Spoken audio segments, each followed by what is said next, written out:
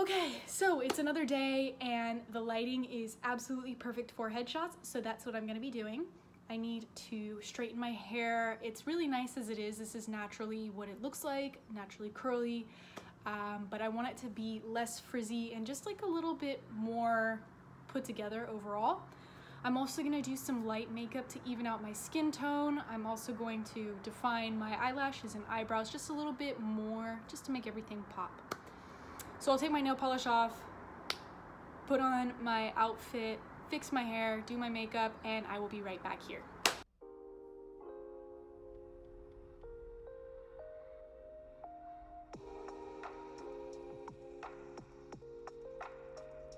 Okay friends, so I have my makeup done, I have my hair done, I have my outfit on, black tube top and black pants. In that amount of time that it took me to get ready, the sun did come out. I kind of knew it was going to happen, but I was hoping it wouldn't. Clouds are gone. It is what it is. So I went ahead and moved my camera setup so it's a little further back in the house. I have a nice flat background and I can play with the blinds to kind of increase and decrease the light exposure coming from the natural light of the sun. So with that being said, I did go ahead and adjust my camera settings. So I increased my ISO from 100 to 400, which means that it's more sensitive to the light coming in, so I can shoot in a little bit of a darker setting. I also increased my f-stop, which is the detail and focus on depth. So like you can see all of this in the background with an f-stop like 1.2, which is one of the lower numbers. This would be blurry and I would be in focus, but with an f-stop like 5.6, then both of us are going to be a little bit more in focus. And finally, I lowered my shutter speed to 1/40th of a second, which is pretty ideal for a still image. I'm going to be posed and sitting in one spot, so there's no need for me to increase the shutter speed for something that requires no action. So yeah, that's kind of a little bit about my setup.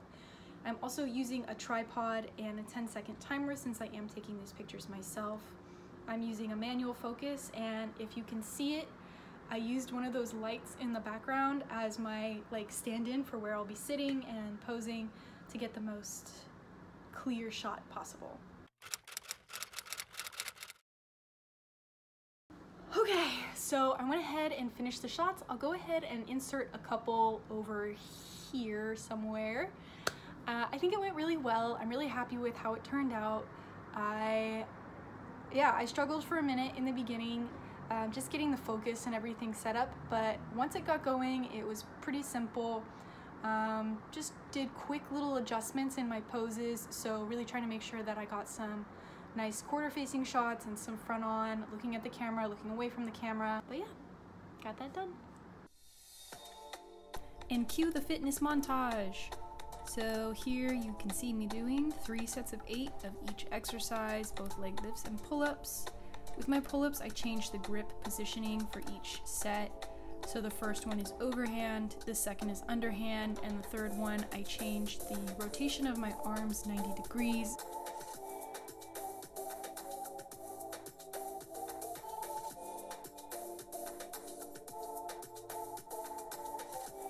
Then we go on to a progression of handstands and press handstands. On the outer two, I'm really trying to focus on my form and my press handstands with the help of my friend Diane Sion on Instagram. I sent her some videos and we had a great conversation about different tips and tricks I should use to perfect the technique that I have. So she recommended that I lean my head up against the wall instead of my body. So you'll notice that transition throughout these next few videos, that I'm trying to balance with my head. When I lose balance, I tend to lean into my bottom against the wall, and of course I'm just doing my best to avoid that and really rely on my core strength to get me through the exercises. I'm also trying to do in these press handstands something called a toe touch, where you just tap your toes down and press back up so that you're not placing your feet back on the ground after every single rep.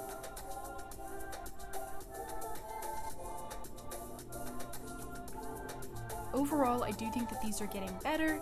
It is a bit of a slow process, but I'm really proud of the progress I have been making in these past 2 or 3 weeks that I've been attempting the presses.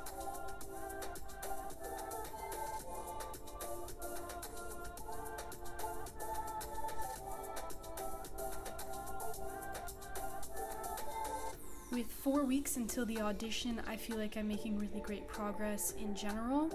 I feel that I'm about 75% of the way there, really just focusing on strengthening my legs, my arms, and my back. Of course, focusing on the core strength and ensuring that I can do all of the calisthenics that there's a great chance we will be physically tested on at the audition itself. Actually, speaking of which, Diavolo just announced as well that they will be holding auditions in both New York City and Chicago. So that does increase the number of potential candidates. The mindset that I have going into this is that, I am the perfect candidate for this job, whether there are 30 or 300 people applying. And as long as I focus on refining my skills to the best of my ability and really just making sure that I'm doing exactly what I can when I can, that's all that matters.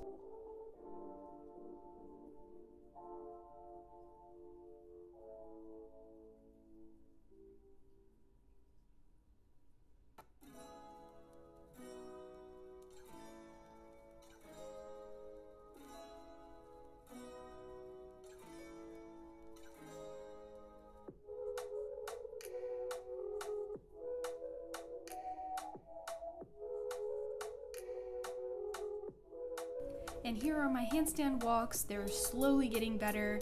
I can make it across the floor one way, and then usually by the time I'm walking back, my arms are dead. However, I think it's useful to work on skills when your body is tired.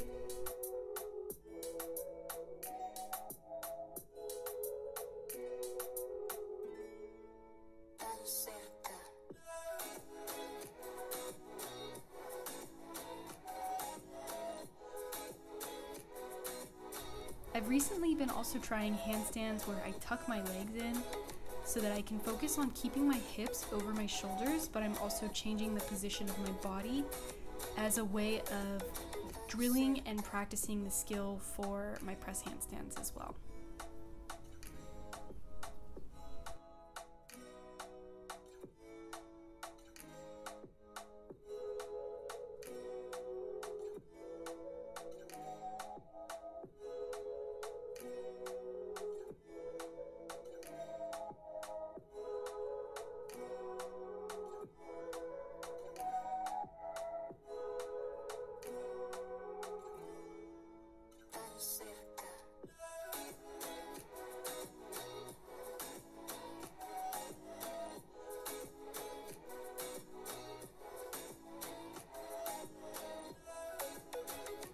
My handstands have been getting better. More consistently, I'm holding handstands for approximately 10 seconds, so that's been really exciting.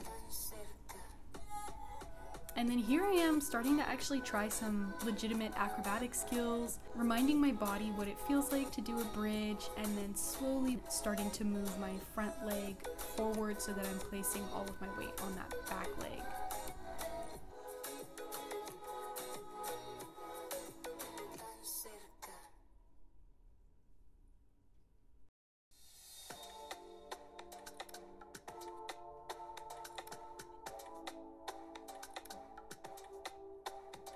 And there's a back handspring, a little crunchy, but this is all day one of working on my acrobatic skills.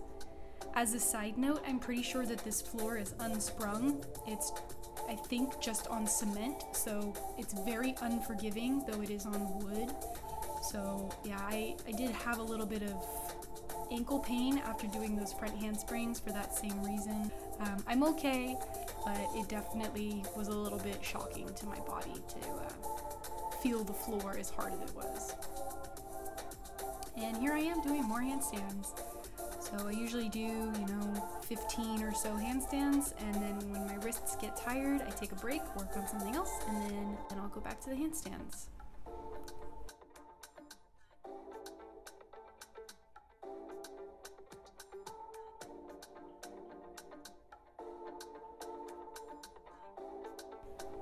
And finally, we are on the time lapse of me meditating and stretching. I think it's really important to develop sustained breathing, really deep belly breathing before starting into a deep stretching, so that the body and the muscles are getting the most oxygen that I can provide.